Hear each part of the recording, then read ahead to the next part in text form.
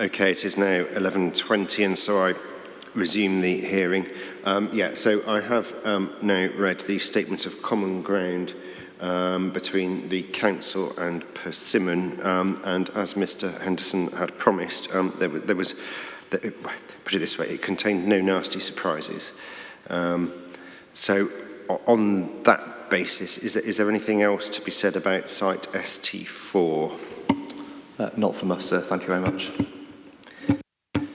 Thank you. I will move then to our next issue, which I think is issue 4.5.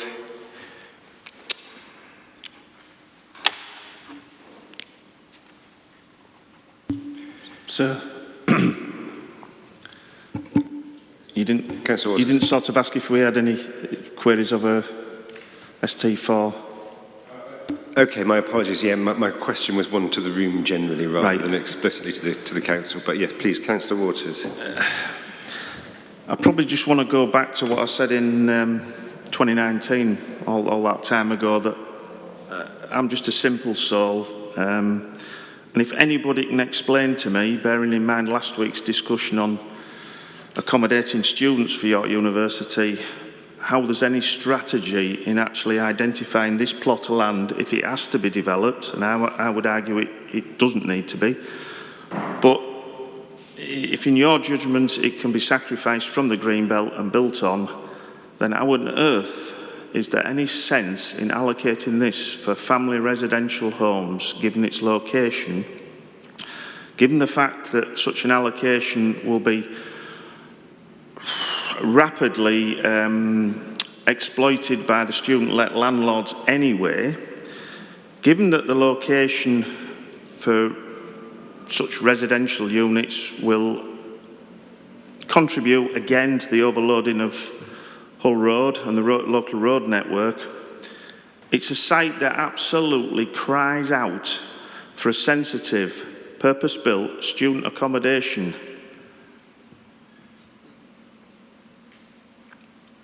I'm trying to think of the best way to put it. It could actually be very sensitively built on the bottom of Kimberlow Hill.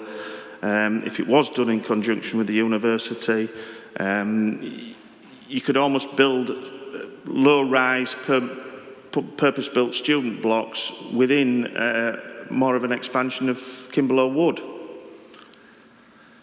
But either way, there doesn't seem to be any sensible strategy to what is being proposed here at all.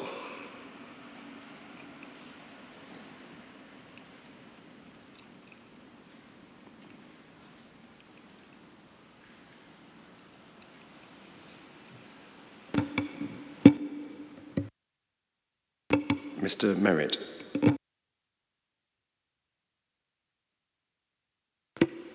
Thank you. I want to raise a slightly different issue, and that's the proposed modification to delete paragraph 3.45, which I was very disappointed to see. When we were talking about sustainability earlier, one of the key issues is about having facilities in walking distance. The Hull Road, a major dual carriageway, is a real barrier to walking, but also to cycling. The roundabout at the end of Tranby Avenue at the west end of the site is an absolute nightmare for pedestrians and cyclists. If you cross the east side to the inner space stations B&Q side, on the south side, the westbound carriageway, you actually have 3 lanes of traffic to cross. So the provision of proper pedestrian crossing facilities at this point is vital. And it's not just simply, as the council's text suggests, about accessing the particular shop that's on the other side. The reality is there's a lot of facilities on the north side of the road which would be likely to be of attract and of use to residents of the proposed development. You have major amount of employment down Osbaldwick Link Road. You do have the inner space stations and B&Q shop immediately on the other side of Hull Road, but you actually also have a number of facilities. If you want to go, for instance, to the local Cub group, that's in Osbaldwick Village. If you want to go to a pub other than the licensed premises within the university, which will not necessarily be particularly attractive for some sections, then actually probably your nearest pubs are the ones up in Osbaldwick. There are a lot of local services in that area. University bars tend to be subsidised, though, don't they, Mr. Merritt? I'm not sure they are anymore. I take the point. I take the point. Yeah. You know, if we are going to have a development that's sustainable, that walking and cycling are the first preferences, then you cannot allow such a barrier on the whole of the north side of the site. I would expect to see that there would be the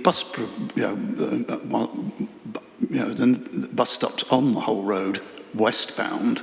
At the moment, the nearest one is west of the roundabout at the end of the Tranmere Avenue end roundabout. And the nearest pedestrian crossing in that direction is the best part of a quarter of a mile to the west of that roundabout, if I've got my geography right.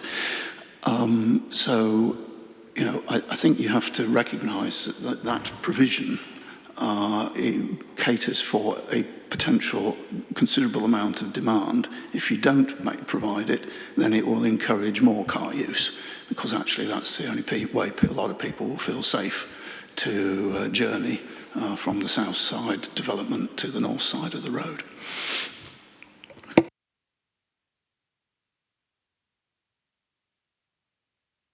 Okay, so a few points there. A more fundamental one from Councillor Waters, and then two detailed points, well, more detailed points from Mr. Merritt about the road acting as a barrier and a plea, I think, in effect, for a pedestrian crossing and new bus stops as part of the scheme. Yeah, we'll take those in the order they were made. Ms. Bartle will deal with the first one.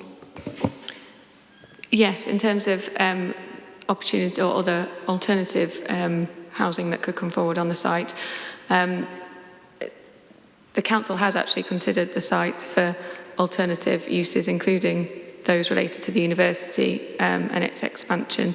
That was not something that the landowner was willing to promote, and we have allocated the site for residential development as it met the site selection tests, and there was a willing landowner who was looking to bring that type of development forward.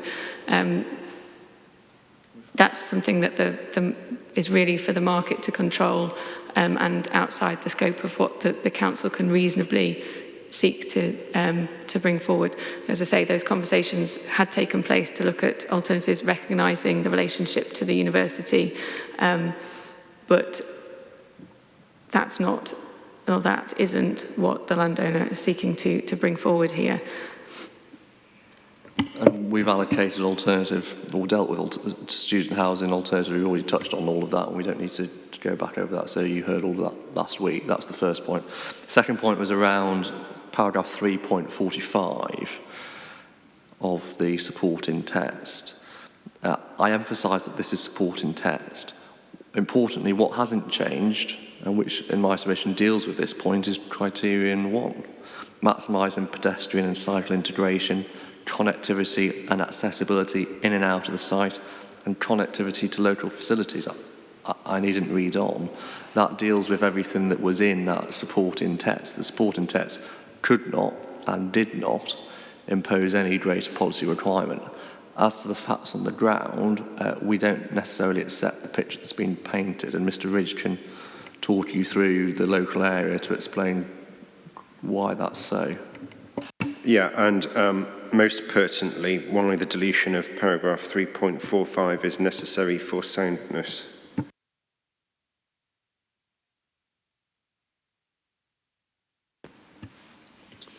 Okay. I'll give the general picture, and I think one of my colleagues will talk about paragraph 3.5 specifically. There is an existing pedestrian crossing just east of the Field Lane roundabout, which people are able to use, and it gives access to the filling station on the other side of the road. That's not to say that it's not possible to improve that facility, and we may look at that as part of York's local transport strategy and local cycling and walking infrastructure plan. In terms of bus facilities, Just help me out, Mr. Ridge. How far is that from the site? it's broadly adjacent to the site, so it's the site's sort of, what would you say, north-western tip. It goes out directly onto that crossing location. Then in terms of bus facilities, obviously the park and ride site is adjacent, Grimston Bar Park and Ride site is adjacent to this site. And there's an expectation that quite a lot of people will probably actually access the city centre from the park and ride site rather than a bus stop that's adjacent to the site itself. If we did need to provide a bus stop on Hull Road, that would be a relatively straightforward thing to do. There is a bus stop for eastbound services already.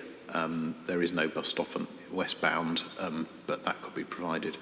I think also more generally, we're expecting through our bus service improvement plan, we're intending to divert all the services that go past the park and ride sites into the park and ride sites themselves. So it will be possible for people to access the full range of service from the park and ride site, should they wish to do so.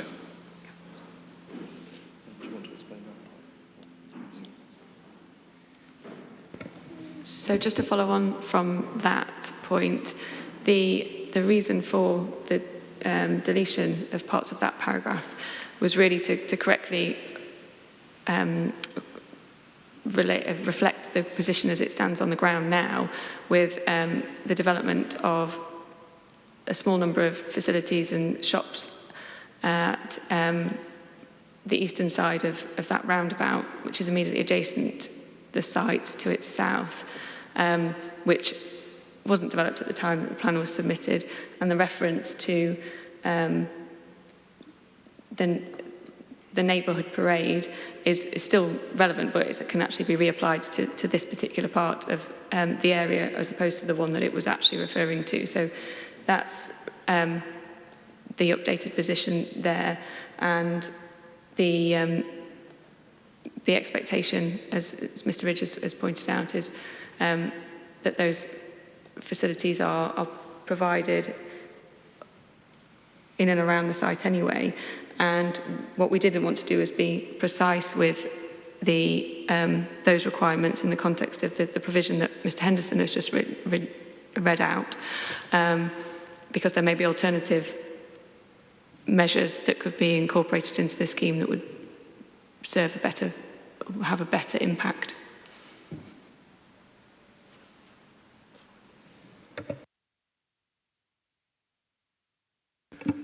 Councillor Waters. Thank you, sir. Of course, all these concerns over trying to access and cut across the dual carriageway wouldn't really be as concerning if there was a sensible strategic use for the site. Thank you for the explanation about the landowner. But the one point I want to pick up on, and that we can't leave, is this business of the crossing point near the garage. I would suggest you take your running shoes with you, sir, when you carry out your site visit, and you'll see exactly what I mean. Just to be clear on that, there is an expectation on the emerging layout that's forming part of the application that access to the park and ride to the east, immediately to the east of the site, would be achieved by the network of separate footpaths and cycleways that can directly access that site without the need to go along Hull Road. And indeed, you wouldn't need to cross Hull Road anyway to get to the park and ride.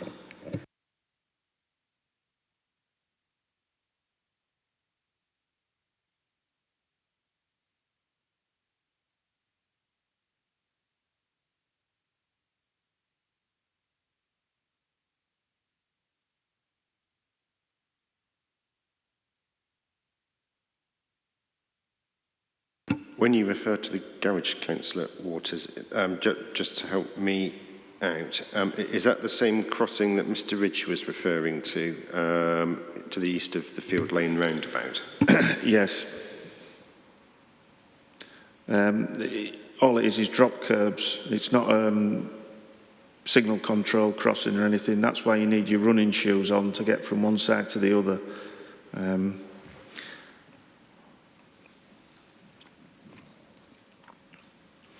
And I do think it's a dangerous assumption to make that of 211 residential units, that the vast majority of people there will be working in the centre of York, whereby the park and ride will be a meaningful means of transport.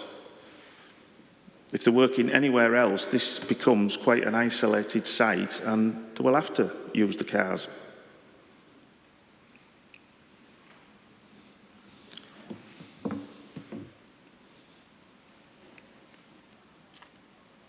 And the irony is they'll probably be driving down Hull Road, passing students, walking, cycling or whatever up to the university on the travels.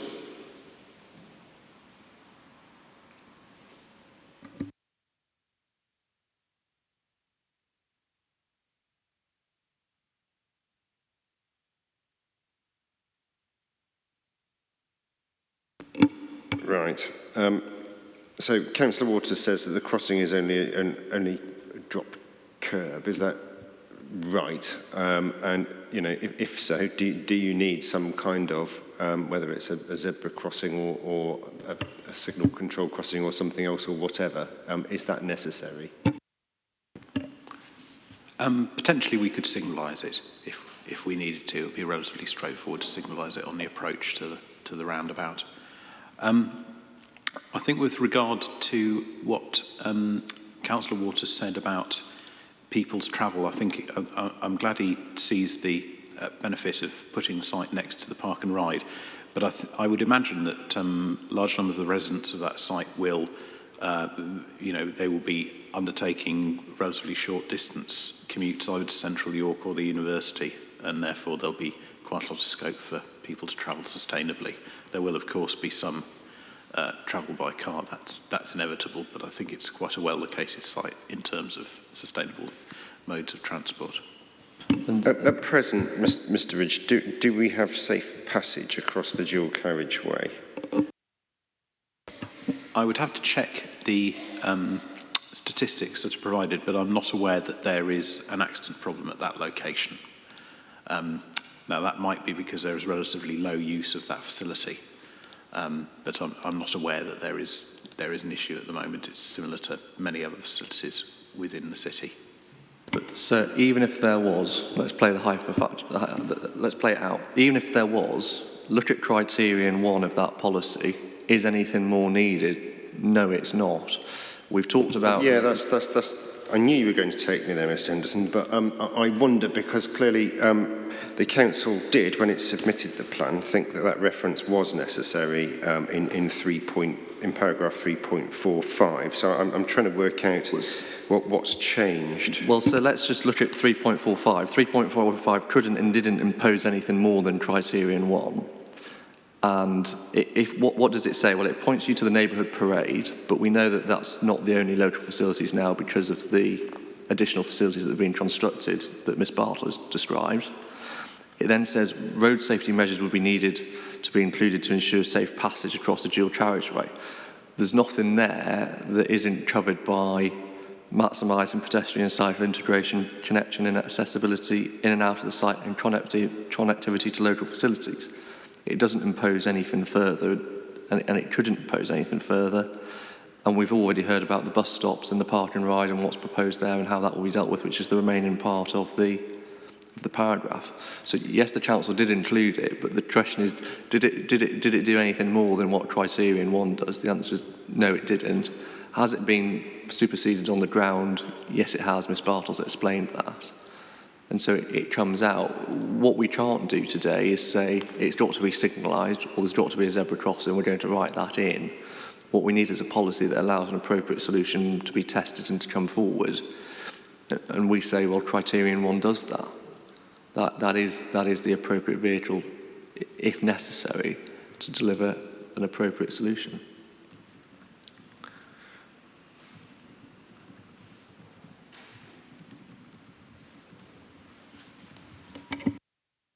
Mr. Merritt. Can I suggest that, as I say, if we want to maximise walking, cycling and use of public transport, then expecting people to walk the full length of the site to get to a bus stop is hardly the most attractive proposition for people to do that. But crossing Hull Road is quite important.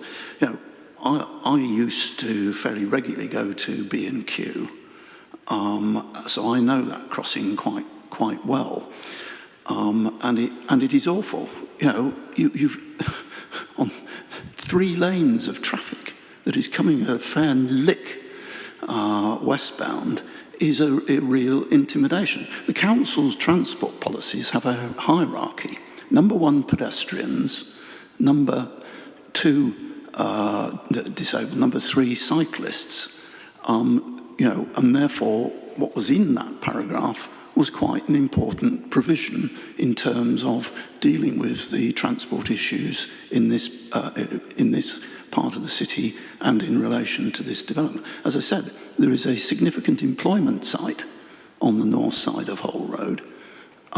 You're expecting people to walk 1/4 mile plus west or 1/4 mile east to cross the road and then come back in order to get to Oswaldwick Link Road? Are we building a sustainable city that actually does promote walking, cycling and not? Or are we actually still building 1980s style, car-dependent developments? I think it's important that this stays in. So can I ask Mr. Merritt, which bit of 3.45 are the words that he thinks are so important? Which words is it in that paragraph? Because I've been through it in my response. I'm not clear from his response which words are causing the consternation.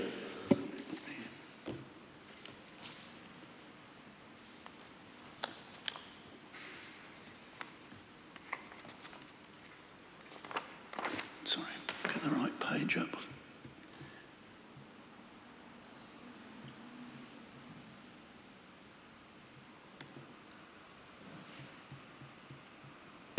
My suspicion, to preempt, is probably the bit about road safety measures needing to be included to ensure safe passage across the dual carriageway. Is that right, Mr. Merritt? It's the crossing of the dual carriageway that is the absolute key component.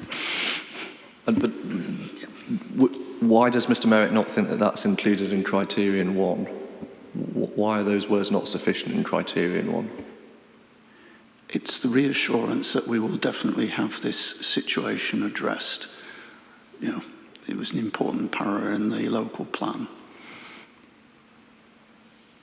It indicates to the developer what is expected.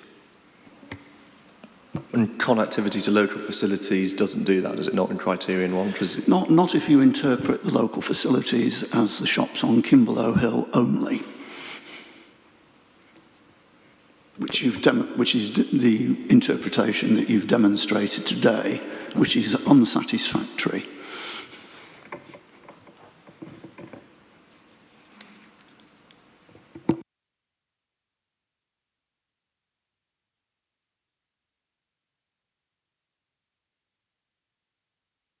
We remain of the view, sir, that it's just simply not necessary. Local facility is more than apt to include both those which Miss Bartlett has described and indeed those which Mr. Merritt has described. It doesn't need to be one or the other of those. We have an application in that's brought forward a series of proposals in this regard, including what Mr. Ridge has described to you. We just don't, we're not, from our perspective, we're not going to spend much more time on it unless it assists you, sir, but you've heard what we've said and, it is what it is. In terms of Criterion 1, we think that's sufficient. Nothing we've heard has pointed to any deficiency in Criterion 1. It's broadly drawn, it includes all local facilities, it will include safety works if and so necessary. Yeah, just to remind everyone that paragraph 3.45 is in the plan that I am examining. It is simply that the council has proposed a main modification to delete it. So, I will clearly have a look at that. I suppose the simple point, though, is that if road safety measures are needed to ensure safe passage across the dual carriageway, it seems to me that for effectiveness, the plan should probably be clear about that, shouldn't it? Well, It is as submitted. It just strikes me on the face of it. I mean, I haven't been out there and looked yet, obviously, but on the face of it, it seems to remove specificity. And is that necessary for soundness? Or why is that necessary for soundness in the council's view? What, the inclusion or the exclusion, sir?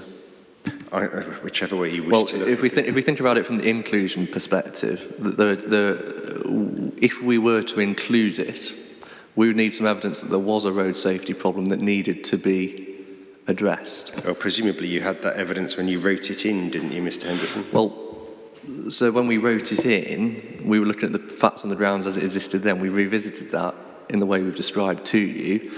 Mr. Ridge has given you his evidence that he's not aware of a particular accident difficulty there. And so we're saying, well, we've got something that if it is a problem on detailed assessment through the transport assessment in the usual way, we've got all bases covered.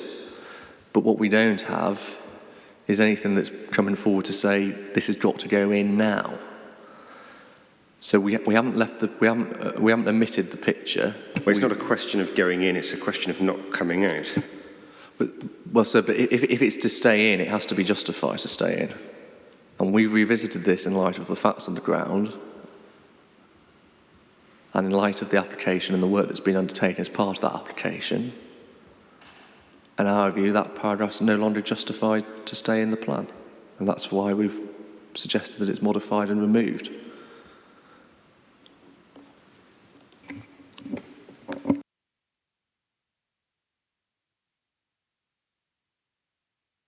Okay, I'll take very brief final comments, but I'm not going to spend any longer. Clearly, I'm going to go out and look at that, and I will take your advice, Councillor Waters, and make sure that I have my fastest running shoes. Yeah, well, that's why it's so disingenuous to say that there's no significant accident record, because actually nobody really uses that crossing point. There may be a handful of students that use it, but again, fit and fast at running. Osberwick residents, if they're walking anywhere, will either use the crossing point near B&Q, which is signalised, or go further down near Pinelands. The fact remains, this site is isolated, unless you've got a car. Or unless you were using it for student accommodation, in which case the direction of travel wouldn't be across Hull Road.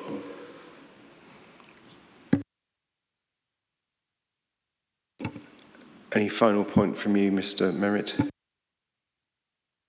I just wanted to make the point, the council's argued that the absence of accidents is the evidence base. I'd suggest the evidence base ought to be pedestrian desire lines and the potential range of journeys that people would wish to make, that a transport policy that states pedestrians and cyclists are at the top of the hierarchy should be providing for. Thank you.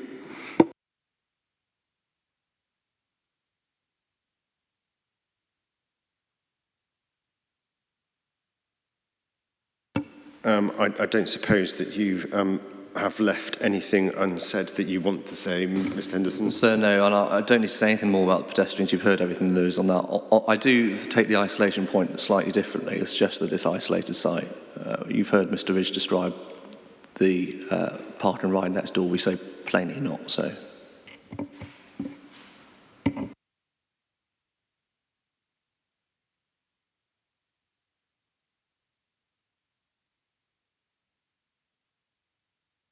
Okay, thank you all very much.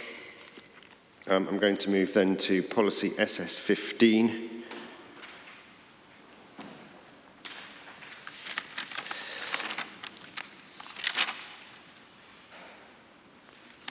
That's issue 4.5.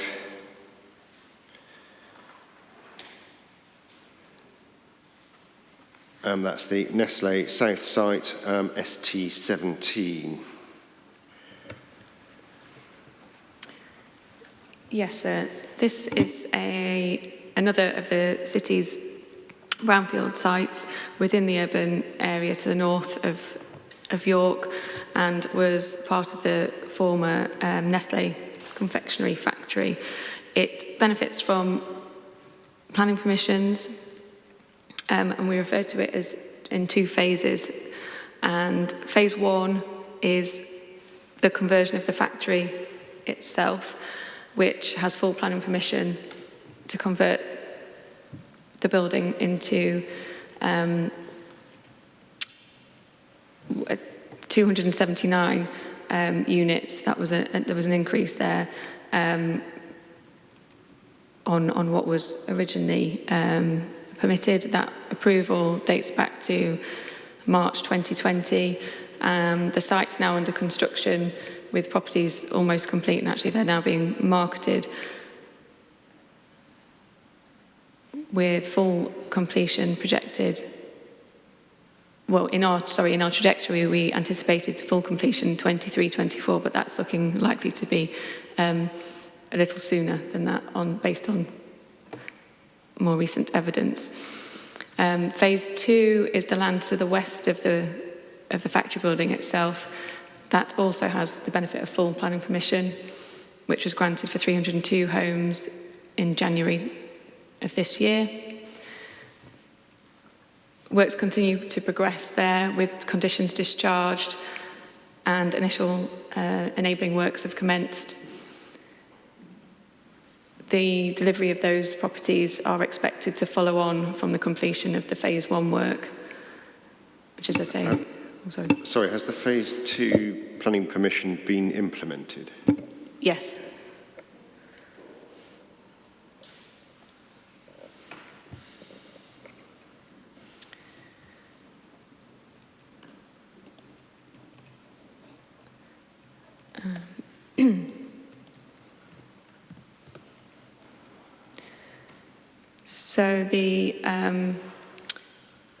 So phase 1 falls within our 5-year supply.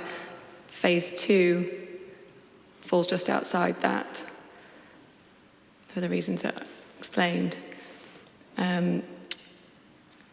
Forgive me, did you say 302 homes have been granted permission under phase 2? Yes, I did.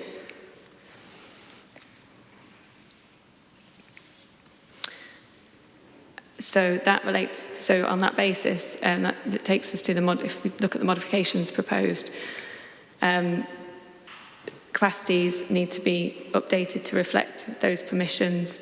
So policy H1 in the table there requires an update, and in the site-specific policy itself, originally referred to, I think it was 863. It does say 863, 263 in phase 1, and up 600, to 600 in phase 2. Yeah, so we're proposing modifications to reflect the permissions that are implemented now. The reason for that reduction on phase 2 particularly was really related to the type of scheme that was originally, at the time the plan was being prepared, a much more apartment-led scheme was being proposed, hence the higher figure. But that was not what has now got the benefit of planning permission. Yeah. Further modifications proposed relate again to the criterion dealing with the housing mix, which we say is a repetition of policy H3, and that, so I think is all the modifications that we're proposing on there.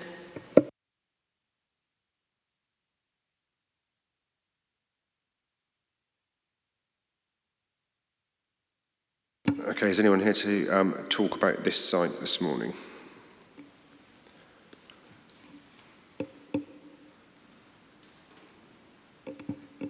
Yeah, okay. Mr. Merritt. Oh, there it is, yeah, sorry. Yes, I want to just ask a question about the removal of the reference to the master planning. When the original development was proposed, there was going to be a significant space for community council uses provided in the last phase of the development. And I just wondered what had happened to that. In effect, they proposed the ground floors. That was the first question. And the second question was, in terms of ground floor uses, will this modification change the previous efforts to ensure that there were uses on the ground floor that would provide observation, including in the evenings, for the pedestrian and cycle route that runs through this site and over the bridge to the other side of the fosse. Because clearly in terms of perceptions of personal safety, unobserved spaces and routes are a great disincentive for pedestrians, particularly women and the vulnerable, from using the routes, and this is quite an important walking and cycling route through this site. So I'm afraid we're a little bit of a loss over here because there's no modification that deals with ground floor uses or any of those matters that have just been raised. So I don't know if Mr. Merritt is able to clarify which modification to policy SS15 is of concern to him, and we can address that, but there isn't a modification to SS15 in those terms. I'm one too early.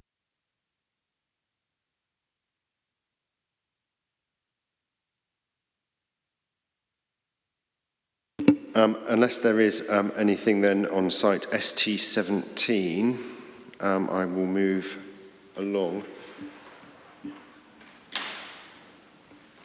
to issue 4.6.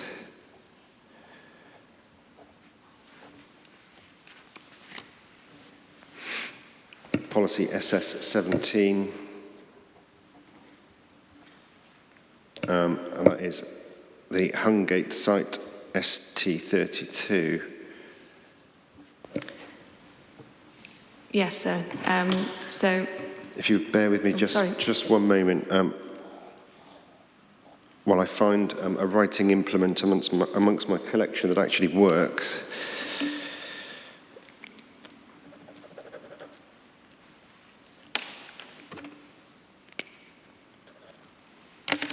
Thank you.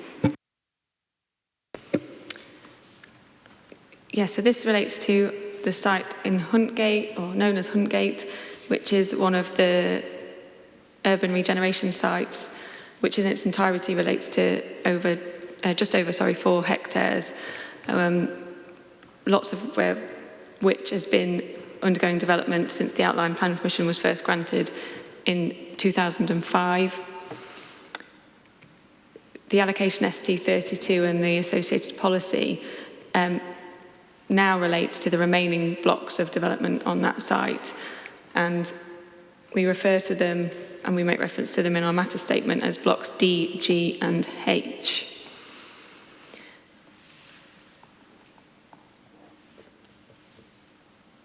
As a site of this nature, there's some slightly complicated planning history associated with it, which I'll talk you through, and how it relates to the allocation, and how, in fact, we've dealt with it through our assessment of supply.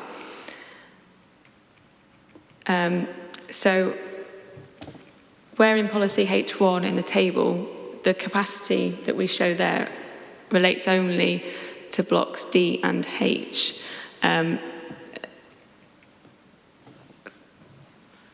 For some reason, we have excluded block G from the capacity that's shown there, which also benefits from planning permission, which I'll refer you to shortly.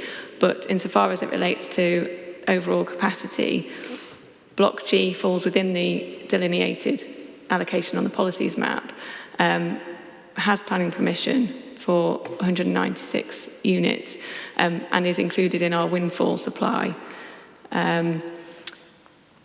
Included in the later phases of, or later stages of the windfall supply in the trajectory. Why?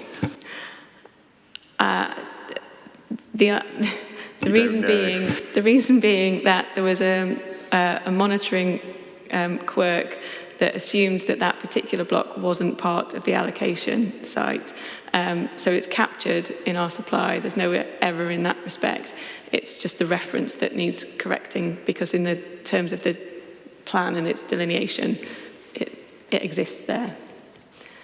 I understand, yes. So does that all leads to a main modification of some sort, does it? It does indeed, and you perhaps note in some of the Reg 19 representations, there was a query made around capacity and why the capacity shown in the policy H1 was as it was. That is why. So we can correct that and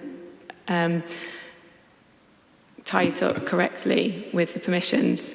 So just for your benefit, sir, so Block D has full planning permission for 196 homes.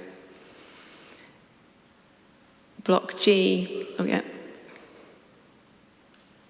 Block D has full planning permission, is it? It does for 196, approved October 2019.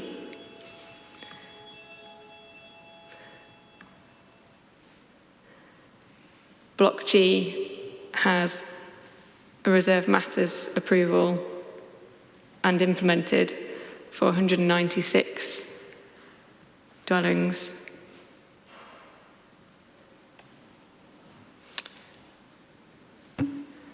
The same number as D, and that Correct. one has been implemented. That particular one has been implemented, yes. And Block H falls within the wider outline that's approved on this site and still requires reserve matters approval, but there's an indicative figure of 179 that, as I say, relates to. So that has outline planning permission. Yes. Indicative figure of 179.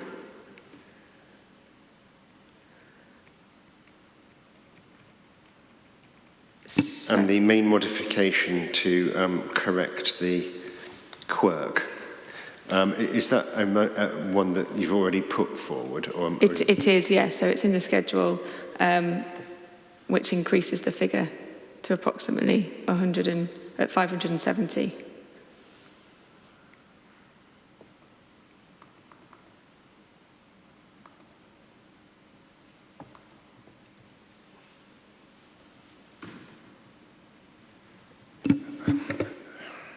Does that affect the council's supply figures elsewhere, or has all of that been ironed out?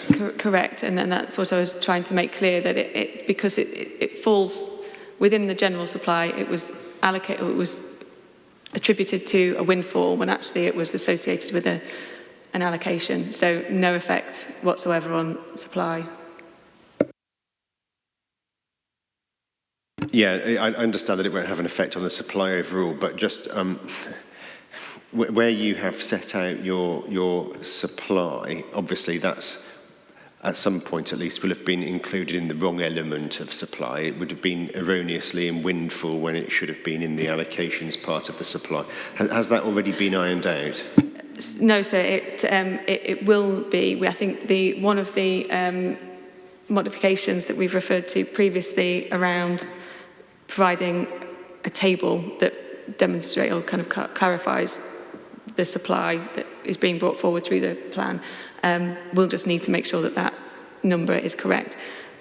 As it stands at the moment, it won't include that figure, but we can make that change, make sure it does.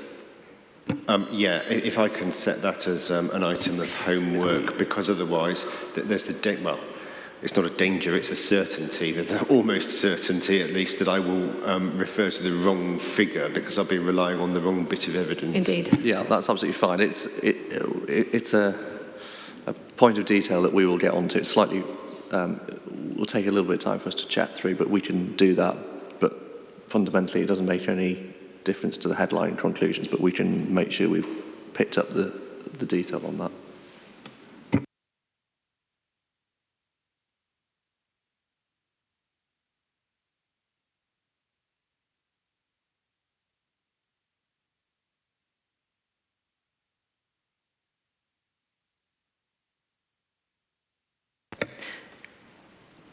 There is just one other modification, which I think Mr. Merritt was referring us to.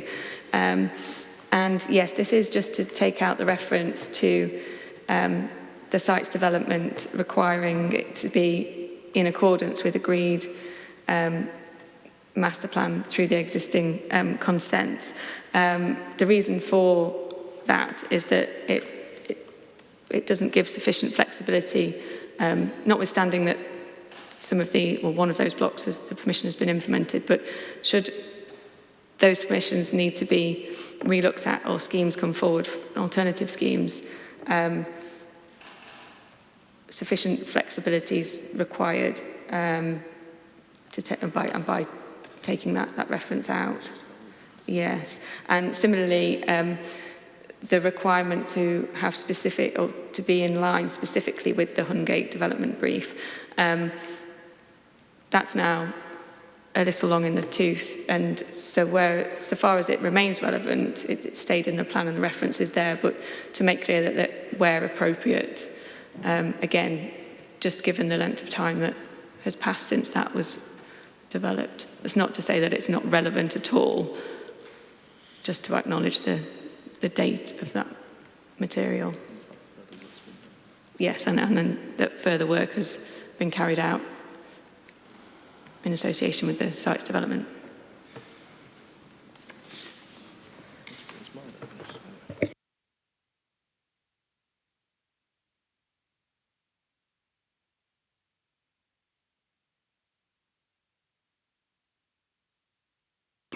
Mr. Merritt. Yes, I hear what the council says, but it didn't actually answer the specific question I had about the community gain and the issues regarding the ground floor and observation issues, which I think were covered in the original master plan. And obviously I want to make sure that the baby isn't lost with the bathwater. Understand that it is aged, but if they want to delete the original master plan, then should they not be putting in some of the key points from it that still need to be retained? We're not quite clear. Are you saying that where appropriate, the inclusion of the words where appropriate are not good enough to give that flexibility, or you want something else? Well, they give enough flexibility for the baby to go out with the bathwater. That's the point I'm making. I think it ought to be rather more specific. Yeah, just to help me out here. So, uses on the ground, as I understand your point, Mr. Merritt, you're saying that somewhere, and I'll come on to that in a moment, there was a principle that ground floor uses should be such that they lend themselves to people looking out of the building, in effect, over areas where people will traverse, whether it's walking or cycling or whatever, and that it's particularly important to have that sort of outward observation of people from within the building looking out for the sense of personal safety for people, going across that exterior space. I suppose the question is that in the master plan or in the development brief? Do you know? I think it was the intention to have active frontages on quite a lot on the key corridor through the site was there, as I recall, in the original outline. It has been partly compromised through some of the previous permissions, but the other issue I raised was there was to be a substantial allocation of community space as well in the latter stages of the development in one of the buildings. Now, to be fair, I haven't, because I've only seen the modifications, I haven't had time to track through all the previous permissions and go back to the original to confirm that.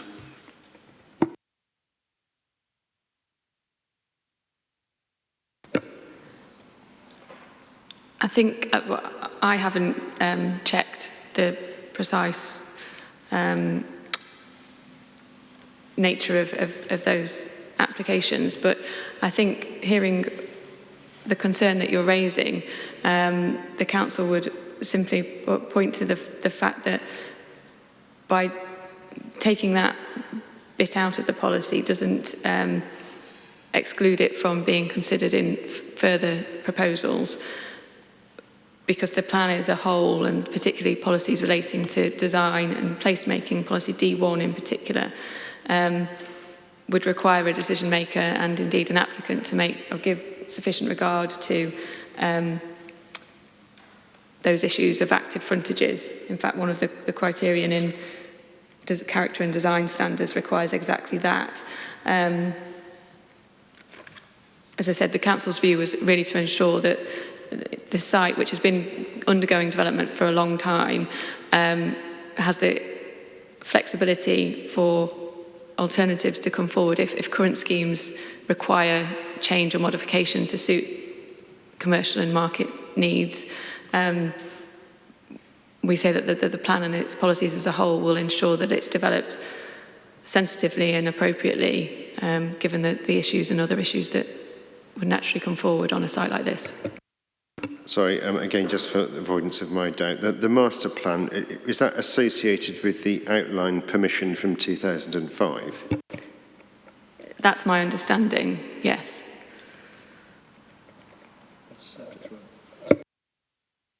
I think my point is that there were certain gains that in effect were negotiated for the community in the original consultation process that are encompassed in that plan, and therefore the loss of that puts the council in a much weaker position for retaining those benefits. I would say differently, actually, because as we are now, a scheme would have the benefit of a near adopted or soon to be hopefully adopted local plan, in which case those policies that would make sure provision and adequate provision for those facilities and needs that you rightly identify could be secured by the fact that the plan requires that of developments in any case.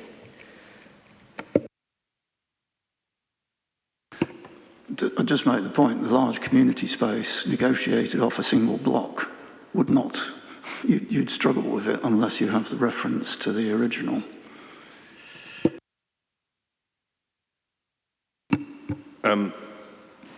Yeah, I mean, I'm assuming that any large community space would have been something, potentially at least, resolved through the outline, or perhaps through a subsequent reserved matters application relating to the wider site. There is already a community centre within Block F, so that was completed in September 2019. So that community use has been secured and is built as of sometime in September 2019. So I'm not quite sure. This sort of illustrates our point. The master plan has been part of the process. Permission's been granted, development's come forward and has secured, for example, that community centre. We're now taking stock of where we are, and Ms Bartels described the need to look forward, not back. And that seems to be a good example of why actually the flexibility that we've put into the plan is now the more appropriate approach. Mr. Merritt. The original proposal was for a very substantial, potential space for a museum or that type of arrangement, but I may, as I say, I've not had time to check the full history, so that pass may have been sold.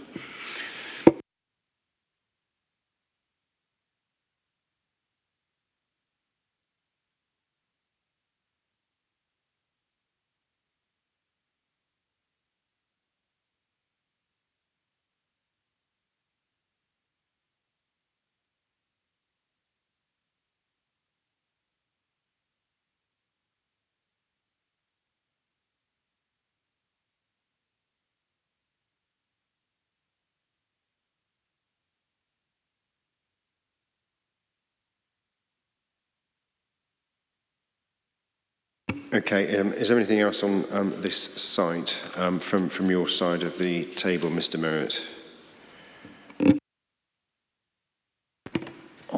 Obviously, there was the other issue of the active frontages, if it's possible to retain a particular mention of those and as an important negotiating point, I'd welcome that.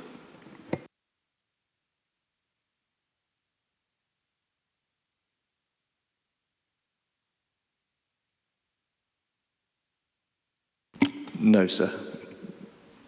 See the placemaking policy. There's a bullet point there that specifically deals with this point. There's no need to duplicate matters in the site-specific policy which are dealt with through the placemaking policy that falls to be applied in the way we've already described. So was that D1? D1, sir, on page 147, and it is the criterion 5 character and design standard, and you're looking at the 6th bullet point.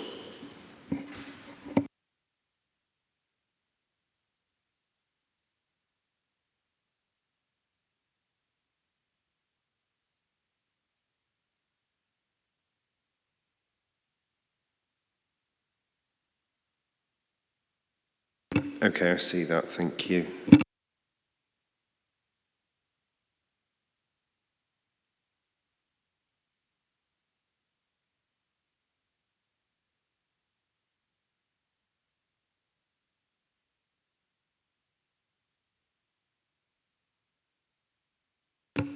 Are we done on the Hungate site? Yeah, Mr. Merritt, anything from the council's side? So only that we've dug out what I understand to be the master plan. It's therefore essential that appropriate community facilities are provided within the scheme. The range, scale and location of these facilities will be subject to discussion between the developer and the City Council in consultation with the community. So I don't think I'd accept quite what you've been told about the manner in which they would come forward today. And we say we've already secured community uses, and therefore the flexibility moving forward in the way Ms Bartle describes is the appropriate approach.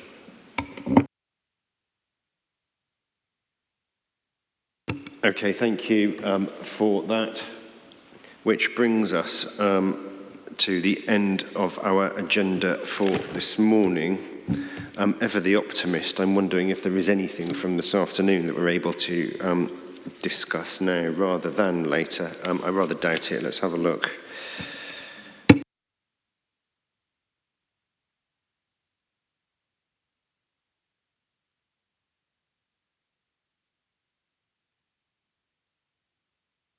I'm not sure that there is there? No, not from our perspective, sir. Probably best left over for this afternoon. There's no low-hanging fruit, if I can put it like that, that we could have before lunch. It never hurts to look. Okay. On that slightly disappointing news then, because that means that we will need to wait until 2 o'clock.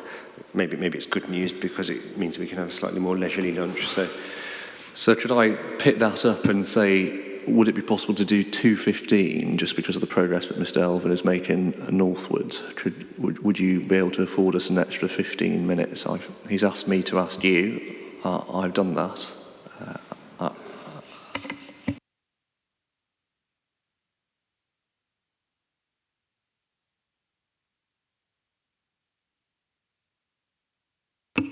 This is because it's ST7 up first, is it? Correct, yeah.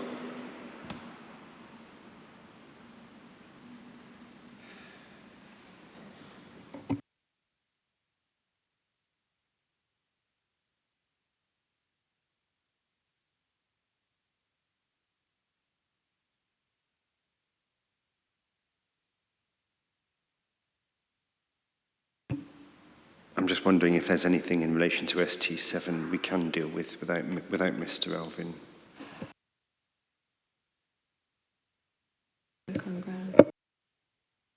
So what we could usefully do in that short period of time would be to talk you through the statement of common ground.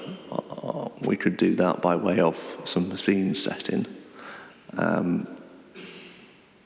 Perhaps we take it like that.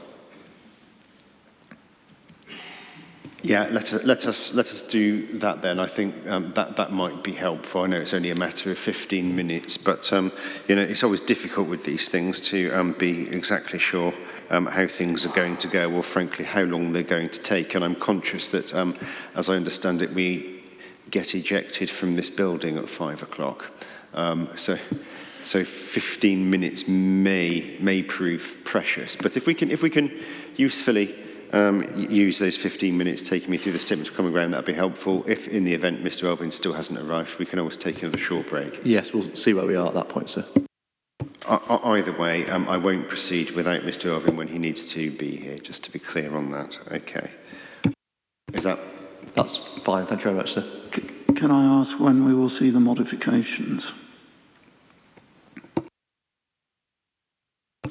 Sorry, yeah, you mentioned this earlier, didn't you? Sorry, Mr. Merrick, could you just remind me what you mean by that?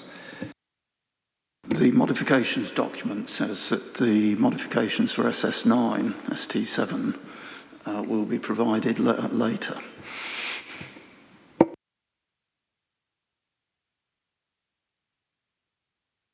Are those among those to be informed by statements of common ground? Is that right?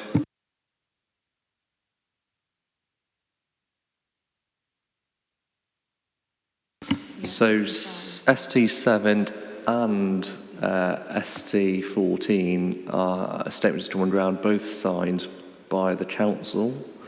I think they are either being signed by the promoters or have been signed and they're on their way onto the website.